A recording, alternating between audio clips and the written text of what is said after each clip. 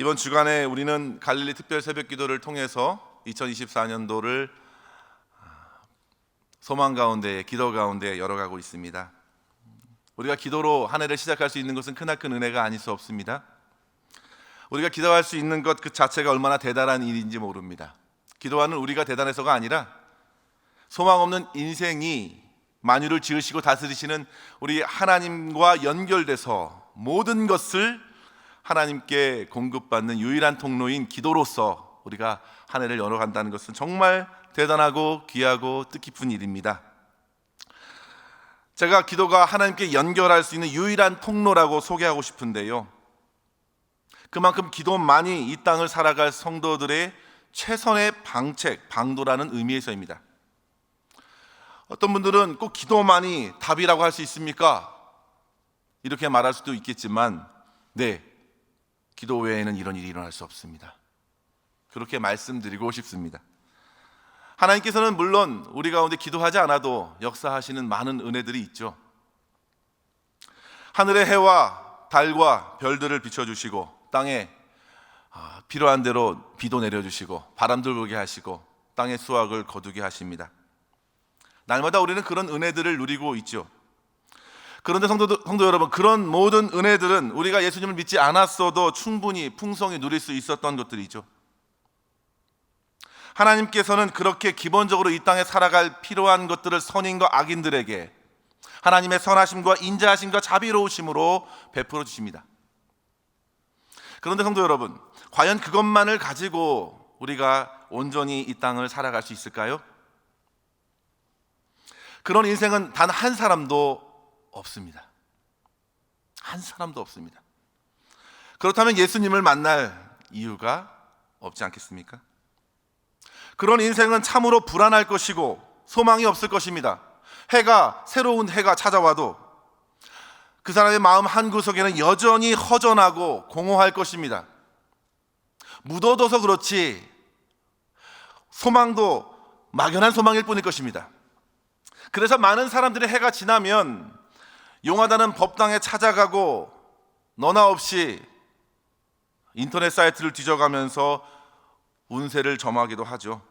어디로 가야 재물을 얻고, 어디로 가야 안전하고, 또 어떤 두려운 사고가 일어날까, 우리 그것을 어떻게 대비할까, 두려움을 해소하기 위해서 몸부림을 치는 것입니다.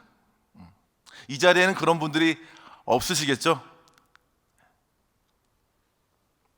그런데 성도 여러분, 우리는 이미 주님을 만났습니다. 주 예수님을 만났습니다. 예수님을 통해서 우리에게 부으신 하나님의 축복들을 한번 세어 보십시오. 주님으로 인해서 우리는 이 땅의 삶이 전부가 아니라는 것을 깨닫게 되었죠. 우리는 영원히 살아가는 존재라는 사실을 주님으로부터 깨닫게 되었습니다. 이 땅의 전부가 아니고 우리는 예수 그리스도를 통하여 하나님 나라에 속하게 된 하나님 나라의 백성이라는 사실을 깨닫게 됩니다. 그래서 여기서 우리는 기도할 이유를 찾습니다. 기도할 이유가 있습니다. 이 땅에서 하나님 나라의 백성으로 살아가기 위해서는 날마다 하나님 나라의 주인 되신 하나님으로부터 필요한 모든 것을 공급받기 위하여 우리는 하나님을 의지하며 기도하며 간구하며 부르짖으며 그 은혜로 살아가는 것입니다. 그 사람들이 바로 하나님 나라의 백성입니다. 그것이 바로 우리가 성도가 이 땅에서 잘 사는 비결입니다. 세상을 잘 사는 비결은 세상 사람들과 성도들과는 다르죠. 기도로서 하나님께서 부어주신 은혜로 사는 것, 하나님이 주신 능력으로 사는 것, 당당하게 세상 사람들이 다 그리 가도 우리는 하나님이 인도하시는 그 길을 걸어가면 당당해지고 용기가 생깁니다. 성도로서 잘 사는 비결은 그렇게 하나님의 인도하심에 따라가는 길입니다. 그 길을 위해서는 기도가 절대적으로 필요한 것이죠. 오늘 우리가 읽은 본문에서 예수님께서는 항상 기도하고 낙심하지 말아야 할 것을 가르쳐 주십니다. 항상 기도하라는 이 말씀은 우리가 하나님께 속한 자로 살아가는데 꼭 필요한 요소라고 말씀드렸습니다. 낙심된 일을 만날 수 있습니다. 어려운 상황에 처할 수 있습니다. 포기하고 싶은 생각도 들 때가 있습니다. 그러나 포기할 수 없습니다. 기도는 목숨과도 같은 것이기 때문입니다.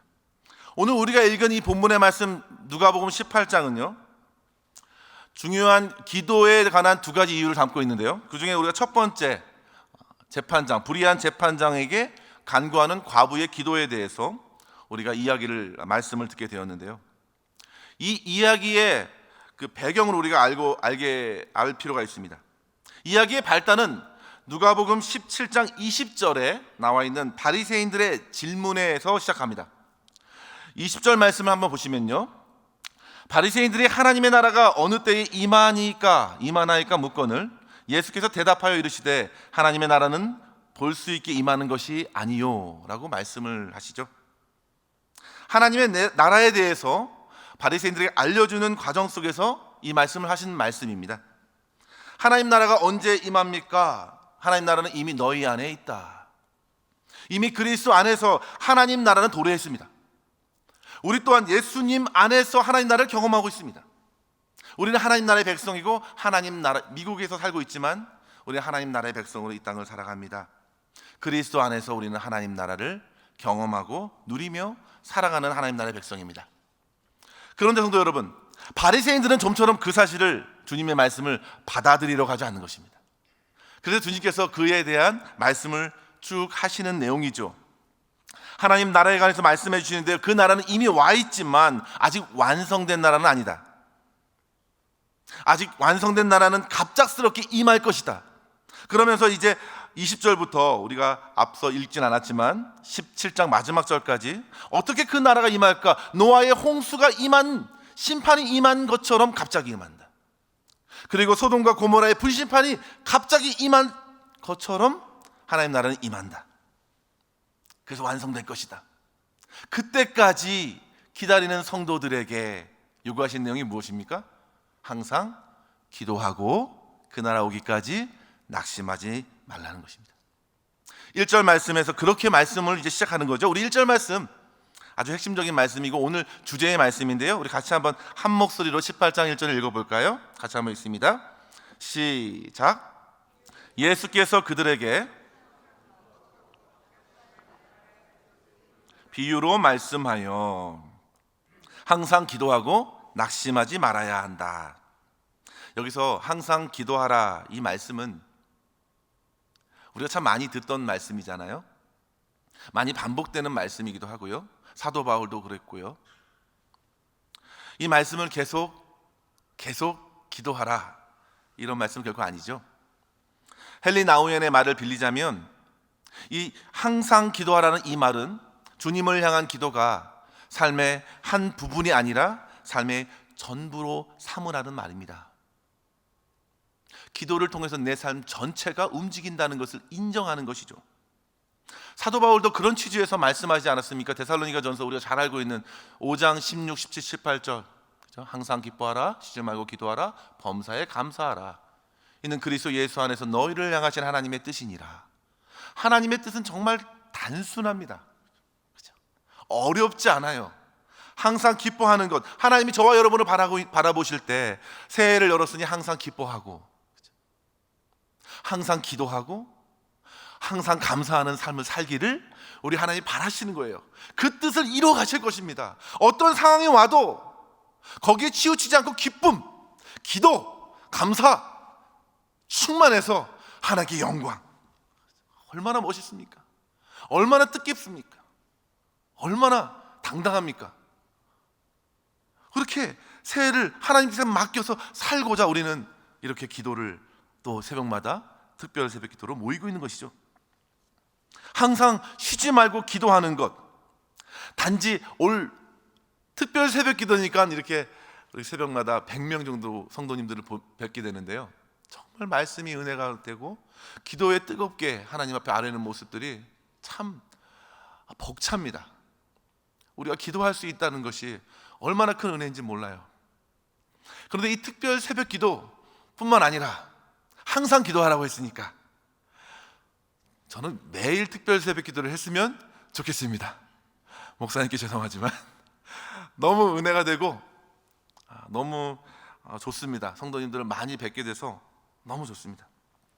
금요 시간에 잠깐 찬양하고 기도할 것도 아니고 특별 새벽 기도 잠깐만 하는 것이 아니라 항상 기도하라는 것은 우리의 삶의 전 부분이 기도로 하나님께 열려 있고 하나님의 인도함을 받겠다, 그렇게 인정하는 삶, 그래서 하나님께 간구하는 삶, 하나님의 임재를 충만히 누리는 삶, 그 삶이 항상 기도하는 삶입니다.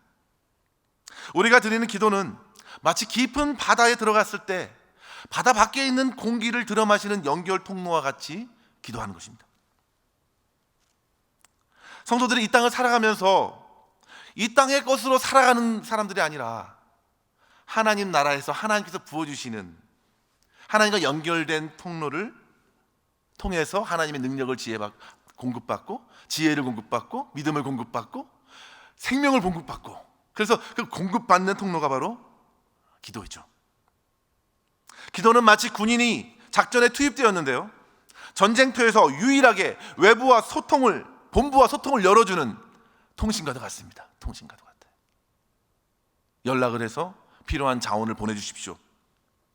어디를 공격해야 합니다. 어디를 방어해야 합니다. 그렇게 공급을 받고 지시를 받고 또 보고를 하는 통로가 되는 것입니다. 그만큼 기도는 생명과도 같습니다. 그래서 기도를 생명과도 같다, 호흡과도 같다고 말하는 데 있어서 누구도 이의를 제기하지 않습니다. 그런데 성도 여러분, 오늘 본문의 8절 하반절에 보시면 예수님께서 결론적인 말씀에서 예고하듯이 이렇게 말씀하세요. 8절 하반절에 보시면요, 그러나 인자가 올 때에 세상에서 믿음을 보겠느냐. 여기서 그 믿음을 보겠느냐라고 하신 것인데요, 그 믿음은 바로 항상 기도하고 낙심치 않는 믿음으로 간구하는 그 믿음을 보겠느냐. 그런 믿음이 많다는 것입니까? 적다는 것입니까? 과연 그렇게 많이 볼 수 있겠느냐? 마치 좁은 길로 가는 자가 적다 말씀하신 것처럼 끝까지 항상 기도함으로 깨어있는 사람들이 많지 않을 것을 주님은 예고하십니다. 그래서 우리는 이 말씀으로 도전을 받아야 합니다. 우리의 식어졌던 기도를 다시금 활활 타오르게 해야 합니다. 오늘날 현대인들에게 있어서요, 점점 기도하는 것이 뒷전으로 미뤄지고 있는데요, 그런 모습들을 보면 참 안타깝기만 합니다. 사람들이 기도에 소홀한 이유가 무엇일까요? 한 4년 전에 2020년에 조사한 내용을 보니까 미국 사람들 1000명을 대상으로 했는데요, 그 중에서 17%가 기도를 전혀 하지 않는다, 이렇게 이야기를 했다고 해요. 그리고 아침 저녁으로 기도하는 그 퍼센테이지를 보니까 60% 정도가 그래도 그렇게 기도를 하는데, 그 기도의 방향성은 잘 모르겠지만 17%는 기도와 상관없이 살아간다고 합니다. 기도가 점점 뒷전으로 밀려나고 소홀해지는 이유가 무엇일까요? 여러 가지가 이유가 있겠지만 제가 봤을 때는 믿음이 부족해서 좀 기도 좀 해주세요, 이렇게 부탁을 하는 경우가 있습니다. 나 기도 좀 부탁을 하거나 이렇게 이야기를 나눌 때 정말 믿음이 부족해서 기도를 잘 못해요. 그래서 대신 좀 기도해달라고 부탁을 하시는 분들이 계세요. 그분들은 믿음이 부족하다 해서 좀 겸손하게 말씀하시는 것일 수도 있지만, 기도할 수 없다는 것은 사실 믿음이 없다는 것입니다. 믿음이 있으면 기도하게 돼 있거든요. 그 호흡이라고 했지 않습니까? 또 다른 부류는요, 해야 할 일이 너무 많아서 바빠서 기도할 시간이 없다고 말씀을 하십니다. 다른 이유도 많이 있겠지만 2가지 정도 이유를 같이 나누고 싶어요. 너무 바빠서, 할 일이 많아서. 근데 그렇다면 더 기도해야 되는데요. 성도 여러분, 우리가 기도를 포기할 것은 전혀 아닙니다. 기도를 위해서 우리는 더 기도해야 합니다. 기도할 믿음이 부족해서가 아니라 기도할 믿음을 주세요라고 기도해야 합니다. 그 자리에서. 그래서 기도하는 자가 되어야 합니다. 믿는 자가 되어야 합니다. 할 일이 많아서 바쁜 분들은 바쁘기 때문에 더 기도해야 합니다. 성도 여러분, 예수님께서 혼인잔치 비유의 이야기를 많이 하셨어요. 사복음서에. 혼인잔치의 청함을 받았던 사람들이 대부분 하나같이 초대를 거절했던 이유가 무엇입니까? 누가복음 14장 18절 이하에 보시면 3가지 이유로 되는데요, 한 사람은 밭을 샀으니 나가봐야 합니다. 2번째는 소를 샀으니 시험 운행을 해야 합니다. 그죠? 마지막 한 사람은 참 장가 갔으니 할 일이 많습니다. 이 세 가지는요, 노아의 홍수 때 일어났던 일들입니다. 그런데 똑같이 예수님이 오셨을 때 그 이야기를 해도 똑같다는 말입니다. 바쁘다는 것입니다. 정말 바빠서 그 모임에 참여할 수 없습니다. 안타까운 것이죠. 이 말씀을 준비하면서 어떤 목사님이 쓴 책, 이름만 대도 여러분 다 아실 만한 분, 그 목사님이 책을 쓰셨는데 그 책이 한국 제목으로 번역이 됐는데요, 너무 바빠서 기도합니다라는 책입니다. 2007년도에 나온 책인데요, 그 책에서 두 부류의 사람들을 소개합니다. 바빠서 하나님께 기도할 수 없는 사람, 그 사람은 삶의 주인이 자기로 둔 사람, 이렇게 소개하고 있고요. 바빠서 더 기도하는 사람, 삶의 주인을 하나님께 인정하는 사람이라고 소개합니다. 종교개혁자 마틴 루터가 이런 말을 하죠. 기도 없이 기독교인이 되려 하는 것은 호흡 없이 살아가려는 것과 같습니다.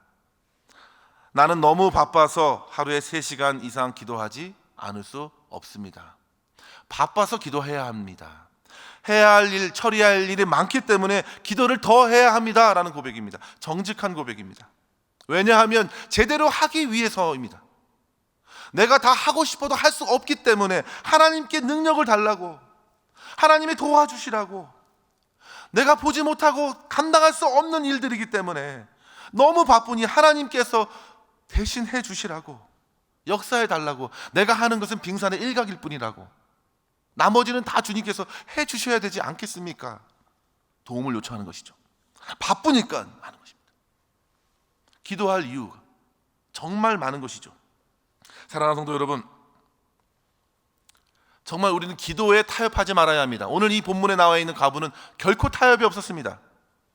상황, 환경 눌려있지 않았습니다. 타협 없이 기도의 자리, 간청의 자리로 나아갑니다.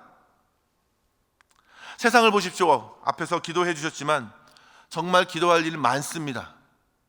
하나님 마음에 아파할 일들이 많이 벌어지고 있잖아요. 또 우리의 주변에 가까운 형제들, 성도님들, 자식들, 부모님들, 우리 이웃들, 정말 기도가 필요한 분들이 많습니다. 이따금 양로병원에 찾아가면은 기도가 필요한 분들이 많습니다. 저희 교회 성도님들만 찾아가니까, 저희 맞춤식으로 찾아가니까 좀 미안한 마음도 듭니다. 다 저를 아는 척을 해요. 어르신들이 너무너무 부러워하고 아는 척을 해요. 근데 제가 그분을 위해서 기도하지 못하는 그런 안타까운 마음도 있습니다. 기도할 게 너무 많습니다. 기도가 필요한 사람이 많습니다.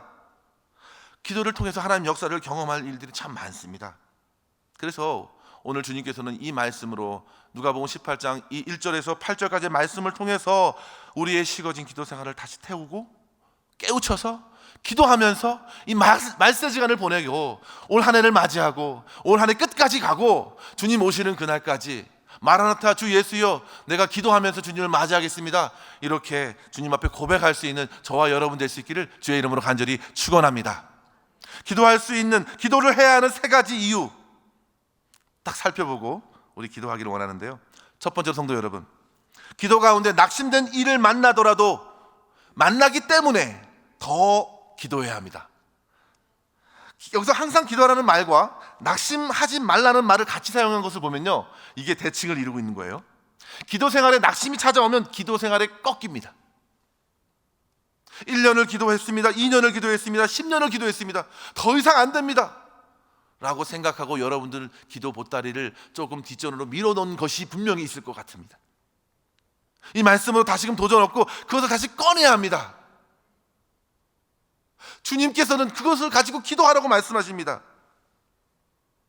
아직 포기할 때가 아니고 내 생명이 여기 주어진 한 우리가 기도해야 합니다. 묻어둔 기도 제목을 다시 꺼내야 합니다.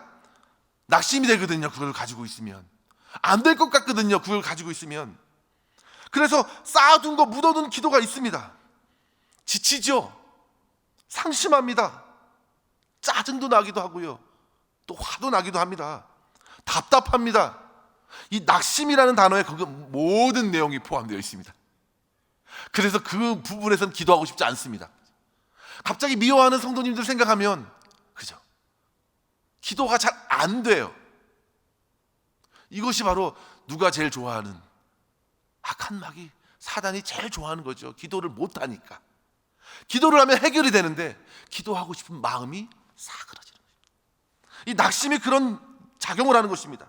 오랫동안 기도했지만 응답의 날이 더디어서 상심이 오는 것입니다. 여기서 본문에서 낙심하다라는 이 헬라어 엔카케오는 낭망하다, 지치다, 포기하다, 녹초가 되다, 쓰러지다라는 의미로 번역이 됐는데요.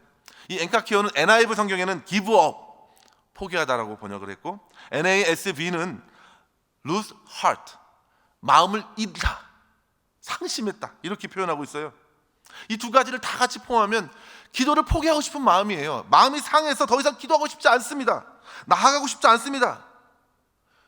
그것을 주님께서 아시고 낭망하지 말고 항상 기도하자. 그래서 주님이 다시 오실 때까지 기다려라 하시면서 불의한 재판장 이야기를 하신 것입니다. 오늘 본문에서 나온 과부에게 우리가 배울 수 있는 그것은 바로 쉬지 않고 포기하지 않고 계속 간구하는 여인. 기도와 간청에 있어서 반드시 인내가 필요하다는 것을 일러줍니다. 끈질긴 그녀의 기도의 부르짖음을 한번 보십시오. 도전이 되죠? 성도 여러분, 기도 응답은 우리에게 있는 것이 아닙니다. 하나님께 있습니다. 우리는 기도만 하면 되는 겁니다. 기도. 주님 도와주십시오. 주님 불쌍히 여겨주십시오. 하나님께서 적재적소에 아주 적재적소에 적시에 응답해 주시기 때문에 때로는 그것이 우리에게 낙심이 되기도 하죠. 오늘 당장 필요한 것 같은데 하나님은 아직도 기다리라고 말씀하십니다. 그러나 분명한 것은 주님에 대한 신뢰 놓지 말고 우리는 인내로서 기도해야 합니다. 우리가 목요일 아침인가요? 수로보니게 여인을 통해서 저 끝까지 겸손하게 간구했던 그 여인의 기도로 도전을 받으면서 이 말씀을 잠시 언급한 기억이 납니다. 인내하면서 끝까지 엎드리는 것이죠. 그런데 성도 여러분, 여기서 오해하지 말아야 합니다. 이 여인이 인내의 기도라고 해서 끝까지 때를 쓰면서 안 되는 것을 되게 해달라고 좀 고집하면서 억지로 이렇게 부탁하는 것, 그 기도의 내용을 보면 그렇지 않다는 것을 보게 됩니다. 그 기도가 참 옳은 기도였어요. 그죠? 그런 어떤 자기의 욕심을 채우기 위한 그런 기도가 아니었습니다. 원한을 해결해 달라는 기도였습니다. 그녀의 기도는 참 바릅니다. 그래서 우리는 오해하지 말아야 합니다. 이렇게 끝까지 포기하지 말고 때를 쓰면 들어주신다? 그렇죠? 이따금 둘째 아들처럼 하나님께서는 들어주시기도 하시죠. 그런데 어떻습니까? 참 고생길이 열려 있습니다. 그죠? 훈련으로 이어질 뿐입니다. 오늘 본문에서 과부의 간청의 내용은 지극히 정상적인 간청입니다. 정당한 것입니다. 과부의 상황은 처절한 상황이었고 그녀는 지금 사회적 악에 눌려있는 매우 곤고한 상황입니다. 3절 말씀해 보시면요, 우리 3절 말씀 같이 한번 읽어볼까요? 같이 한번 읽습니다. 시작. 그 도시에 한 과부가 있어 자주 그에게 가서 내 원수에 대한 나의 원한을 풀어 주소서 하되. 아멘. 그 도시의 한 과부가 원수에 대한 원한 맺힌 게 참 많습니다. 억울하다는 것이죠. 유진 피터슨 목사님의 메시지 성경에는 이 부분을 이렇게 번역했는데요, 내 권리가 침해받았으니 나를 보호해 주세요. 내 권리가 완전히 침해당했습니다. 나를 보호해 주세요. 어디서 호소할 데가 없어서 이 여인은 끝내 어디로 향했냐면 재판관에게 나왔습니다. 고대 유대 사회에서는 우리가 잘 알다시피 과부와 어린아이, 고아들은 하나님께서 특별히 언급하셨던 약자죠. 사회적 약자입니다. 당시에 여인들은요, 스스로 재판장 앞에 설 수 없습니다. 자기 자신을 변호할 수 있는 권리조차도 없습니다. 오직 남자들만이 법정에서 서서 변호하고 요청할 수 있습니다. 그런데 그녀는 그럴 처지도 못된 것입니다. 그런 사회적 상황에서 그녀의 그런 그녀 대신 처지를 호소해 줄 수 있는 아비도 없었던 것 같고요, 아들도 없었던 것 같습니다. 남편은 물론 없고요. 사방에 막혀 있습니다. 누구도 자기를 해결해 줄 길이 없는 것이죠. 가부는 지금 원수에 대한 원한을 풀어주기를 호소합니다. 마땅히 그 재판관은 할 수 있습니다. 그런데 재판관은 그렇게 쉽게 그녀의 호소를 들어주려고 하지 않습니다. 재판관은 너무나도 그녀에 대해서 매정합니다. 악으로 가득한 세상의 단면을 보여주죠. 약한 사람들에게, 가난한 사람들에게 더욱 가혹하게 밀쳐내는 것을 보게 됩니다. 본문에서 구체적으로 그녀가 어떻게 힘든 상황에 처했는지 정확하게 알 수는 없지만 재판장에게까지 그녀는 지금 무시를 당하고 있습니다. 그죠? 다 무시를 당하고 원한을 받았는데 재판장에게까지 무시당하고 있습니다. 너무나도 가엾습니다. 이 재판장은 한마디로 불의한 재판장이라고 소개합니다. 2절 말씀에 보시면요, 한번 우리 2절 말씀도 같이 한번 읽어볼까요? 시작. 이르시되 어떤 도시에 하나님을 두려워하지 않고 사람을 무시하는 한 재판장이 있는데, 참 어떻게 이렇게 종합선물센터예요? 하나님을 두려워하지도 않고, 그렇다고 사람의 눈치를 살살 살피는 것도 아니고요, 사람도 무시합니다. 그렇죠? 하나님도 사람도 안중에도 없는 이 교만한 불의한 재판장. 그러니까 자기의 원한을 호소하고 있는 이 과부, 연약한 과부의 요청쯤이야 얼마든지 무시할 수 있겠죠. 하나님과의 관계가 어그러지면 자연스럽게 사람과의 관계도 사실 소망이 없습니다.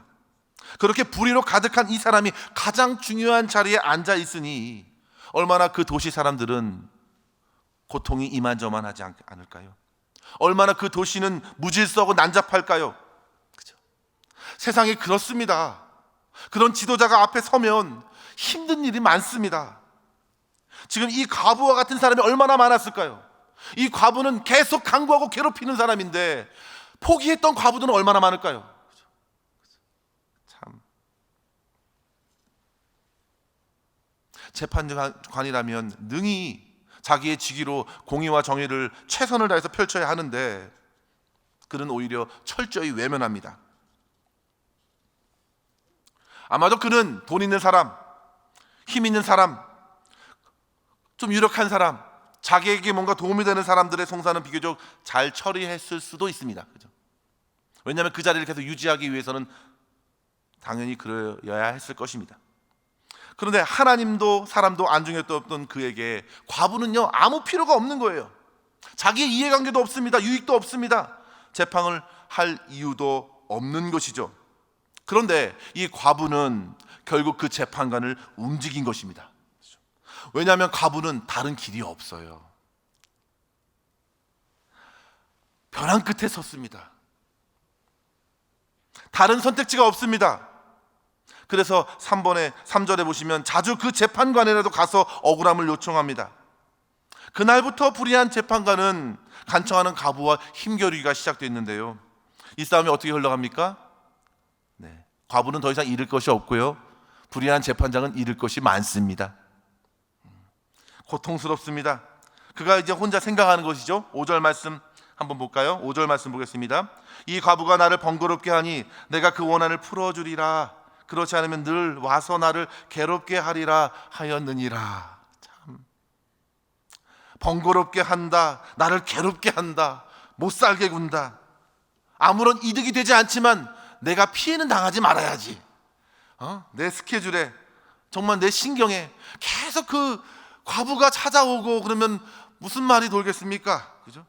매번 지나가는 일에, 일하러 가는 일에 숨어 있다가 짠 나타나가지고 도와주세요. 그렇게 호소하면 얼마나 힘들겠어요. 그죠? 아침이고 저녁이고 밤이고 계속 귀찮게 하면 끔찍한 거죠. 그렇죠? 하루, 이틀, 한 달, 두 달, 얼마나 된지 모르겠습니다. 도저히 안 되겠다. 이 불의한 재판관은 그 과부를 위해서가 아니라 누구를 위해서요? 나를 위해서. 욕심쟁이죠. 내가 좀 편하게 살고자, 이렇게 그 과부의 요청을 해결해 주는 것입니다. 어쩔 수 없이 해결해 줍니다. 그녀는 정의를 위한 호소였습니다. 그러나 불의한 재판자는 귀찮아서 해결해 줍니다.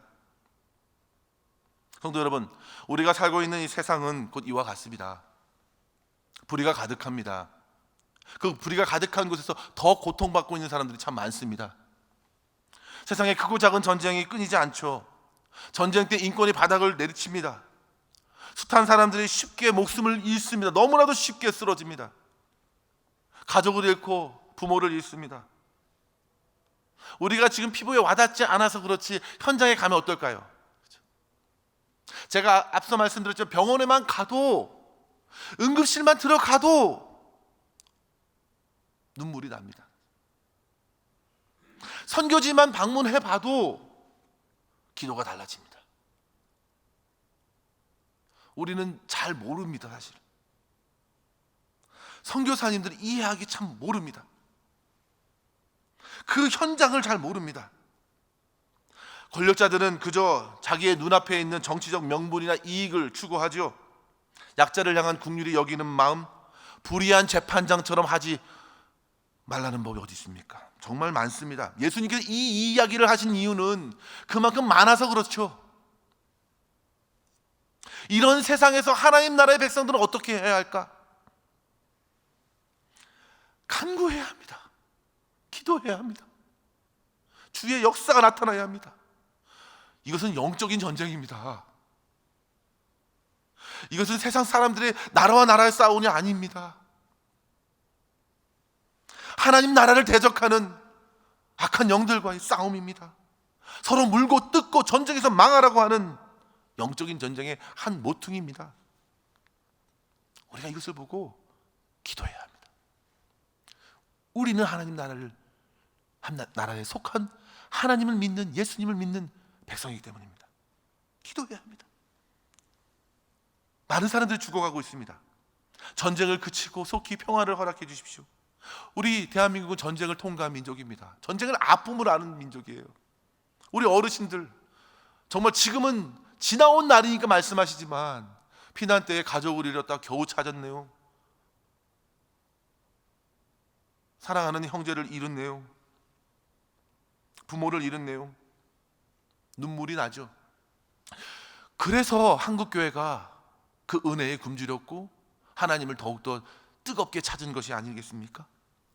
주님께서는 드려지는 기도의 모든 눈물을 흘려보내지 않습니다.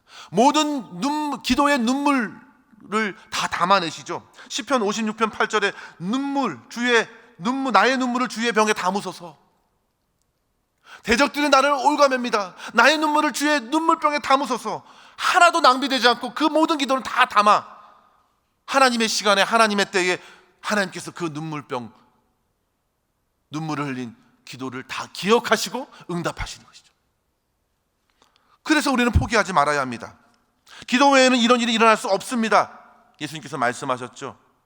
사랑하는 성도 여러분, 특별히 사랑하는 자녀의 구원을 위하여, 남편의 회복을 위하여, 또 아내의 믿음의 성장을 위하여 서로 부르짖고 간구하여 하나님의 응답하시는 은혜를 저와 여러분 풍성히 경험하고 정말 기도의 이후에 그 응답의 기쁨을 풍성히 누릴 수 있는 저와 여러분 될 수 있기를 주의 이름으로 간절히 축원합니다.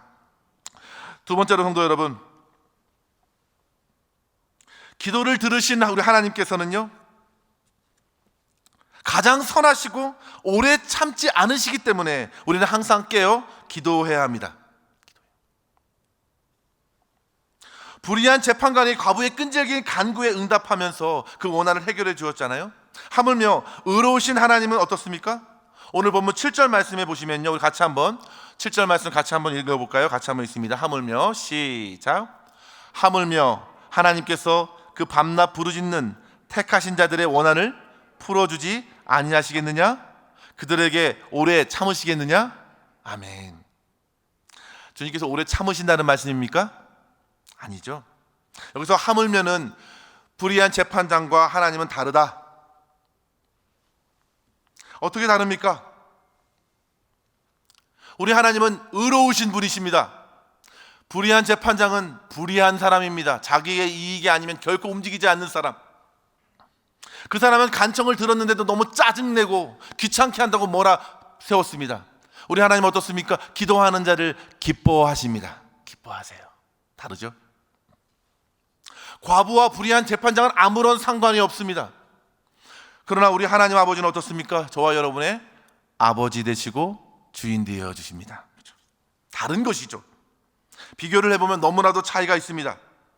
오늘 본문 7절에 보시면 하나님께서 밤낮 부르짖는 택하신 자들의 원한, 하나님께서 택하신 자들이 어떻습니까? 밤낮 부르짖네요. 주님께서 밤낮 부르짖는 택하신 자들의 기도를 들으신다. 저와 여러분의 기도하고 있는 밤낮 부르짖는 기도 제목들 하나님께서 들으시지 않겠느냐, 그렇게 말씀하시는 것이죠. 그래서 예수님께서는 결코 낙심하지 말고 기도하라고 말씀하시는 것입니다. 그러면서 하나님의 인격에 주목하게 하시는 것이죠. 오늘 이 본문의 말씀을 생각할 때 두 축이 있습니다. 하나는 과부의 공의와 정의를 위한 포기하지 않는 기도라고 하면, 또 다른 한 축은 바로 기도를 오래 참지 않으시고 응답하시는 하나님의 선하신 성품입니다. 하나님 아버지는 불의한 재판장하고 너무나도 다릅니다. 의로우시고 선하시고 자비가 많으시고 저와 여러분의 기도를 기뻐하시는 그 하나님께서 준비가 되어 있다는 사실입니다. 사랑하는 성도 여러분, 하나님께서는 저와 여러분을 위해서 자기 아들을 내어주신 이가, 그죠? 그 아들과 함께 구하는 자에게 모든 것을 은사로 내어주지 아니하겠느냐. 로마서 8장에서 말씀하시죠. 하나님께서는 저와 여러분을 이미 다 주셨습니다. 그래서 지금도 기도하는 자의 그 간구를 들으시고 응답해 주십니다. 오래 참지 않으십니다. 기도의 보따리를 다시 푸십시오. 그리고 묵혔던 먼지를 털으시고 다시 기도해야 합니다. 하나님은 선하십니다. 그래서 그분의 응답은 선하게 펼쳐집니다. 하나님은 기도하는 그 사람까지도 변화시켜 주시기 때문입니다. 환경도 변화시키시고 그 사람도 변화시켜 주세요. 그리고 궁극적으로 예수 그리스도의 마음을 갖게 해 주십니다. 이것이 바로 기도 가운데 맺혀지는 열매죠. 그래서 그토록 주님께서 말씀하시는 것입니다. 구하라, 그리하면 주실 것이다. 누가복음 11장 13절에는요, 슬라이드 참고해 보시고요, 제가 읽어드립니다. 누가복음 11장 13절은 이렇게 말씀하시죠. 너희가 악한 자라도 좋은 것을 자식에게 줄 줄 알거든. 하물며 너희 하늘 아버지께서 구하는 자에게 누구를 주세요? 성령을 주시지 아니하겠느냐. 주님께서는 성령을 주십니다. 구하는 자에게 성령을 구하지 않았는데도 성령을 주세요. 하늘 아버지께서 구하는 자에게 성령을 주시지 않겠느냐. 가장 좋은 것이 성령입니다. 그 성령은 저와 여러분의 속사람을 만들어 가십니다. 옛사람의 성품은 낙심으로 다 떨궈버리고, 인간적인 생각은 다 떨궈버리고 내 안에 새 사람의 성품을 빚어가시는 것이죠. 기도할 때 가장 좋은 것, 우리는 하나를 구했는데 주님께서는 그 뒤에 성령의 열매를 허락해 주시는 것이죠. 마가복음 2장에서 단지 친구들이 사랑하는 친구의 중풍병을 치료받고자 왔지만 예수님께서는 그의 죄를 사해 주십니다. 질병만 치료받고 원했지만 그의 영혼의 문제를 해결해 주십니다. 우리가 기도하는 기도 제목은 단지 하나이지만 예수님께서는 그 기도의 뒤 안에 더 필요한 것, 성령의 역사로 우리의 기도를 응답하십니다. 하나님 아버지의 응답이에요. 놀랍죠?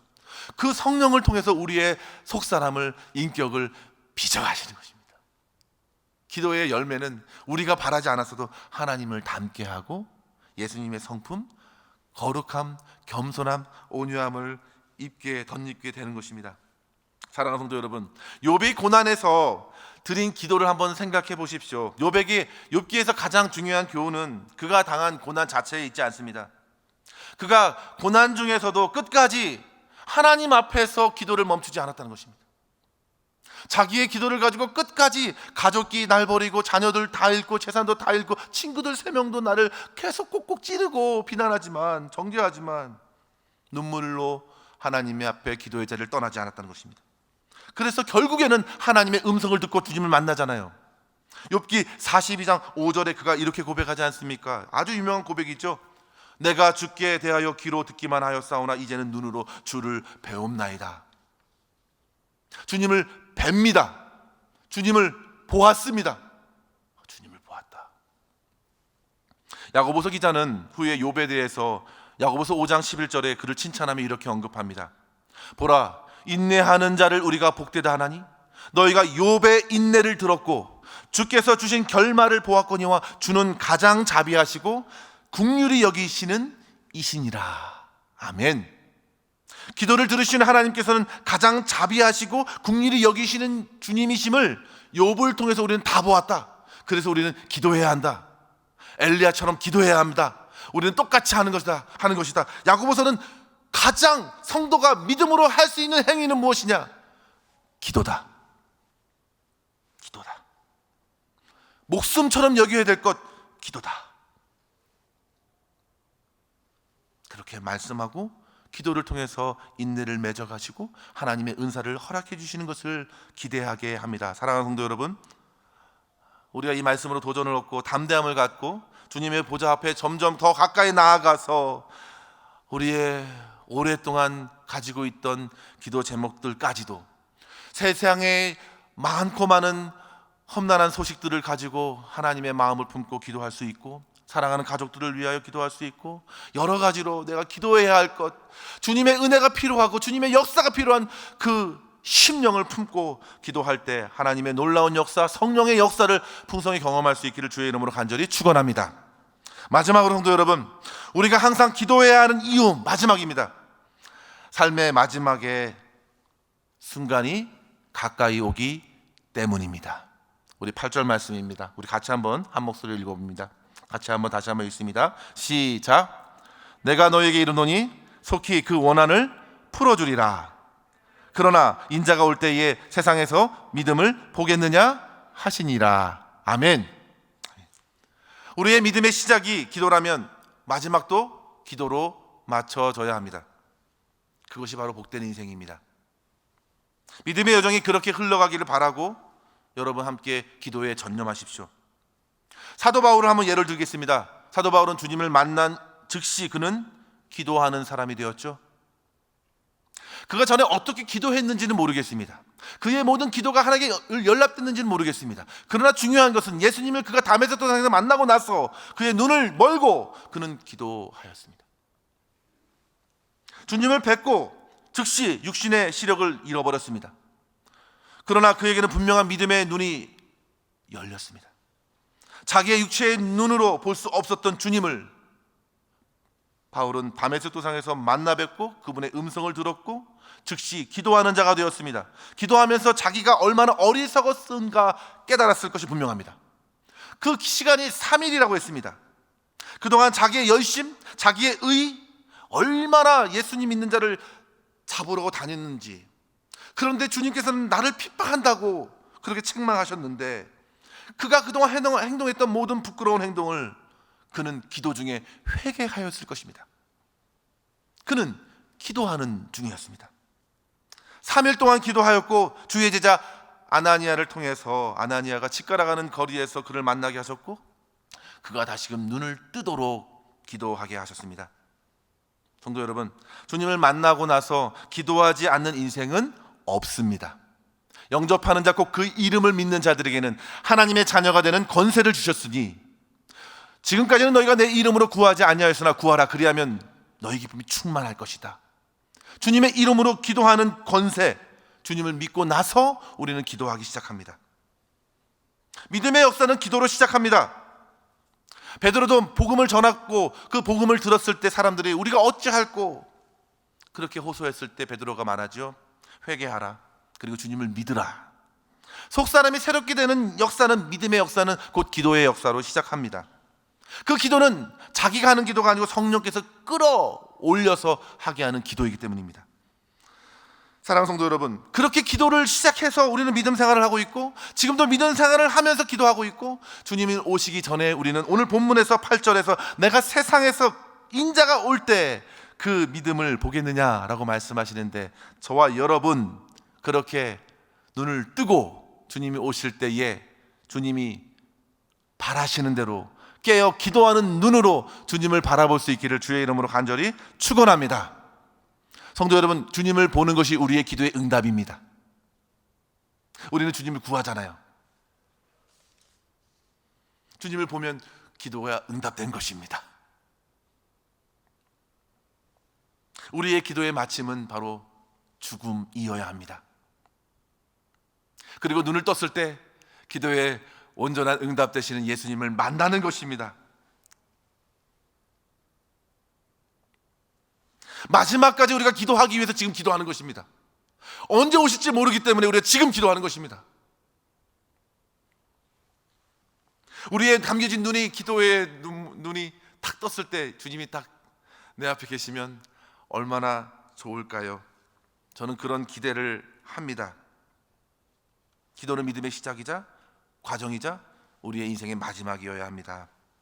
예수님께서는 다 이루었다, 아버지여 내 영혼을 아버지께 부탁합니다, 기도로 인생을 마치셨죠.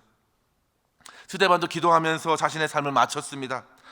사도행전 7장 59절에 그들이 돌로 스데반을 치니 스데반이 부르짖어 이르되 주 예수여 내 영혼을 받으시옵소서 하고 무릎을 꿇고 크게 불러 이르되 주여 이 죄를 그들에게 돌리지 마옵소서, 이 말을 하고 자니라. 그렇게 사도 바울을, 스데반 집사님도 기도하면서 생을 마쳤습니다. 사랑하는 성도 여러분, 사도 바울도 스데반 집사님도 우리 예수님도 기도하면서, 우리 제자들 다 기도하면서 순교 현장에서 주님을 끝까지 구하고 죽음을 통과하여 주님을 만나게 된 줄 믿습니다.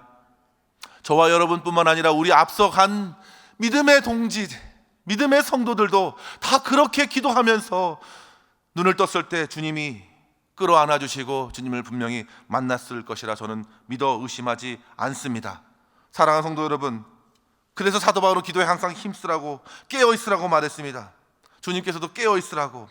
이러한 기도 응답의 확신으로 우리는 어떤 상황에서 낙심하지 말고 포기하지 말고 주님께서 찾으는 믿음으로 깨어 오늘 내가 주님을 만나리라, 그런 확신을 가지고 기도하면서 마지막 순간까지 주님을 만날 수 있는, 그리고 깨어 기도하면서 주님을 기다릴 수 있는 저와 여러분 될 수 있기를 주의 이름으로 간절히 축원합니다.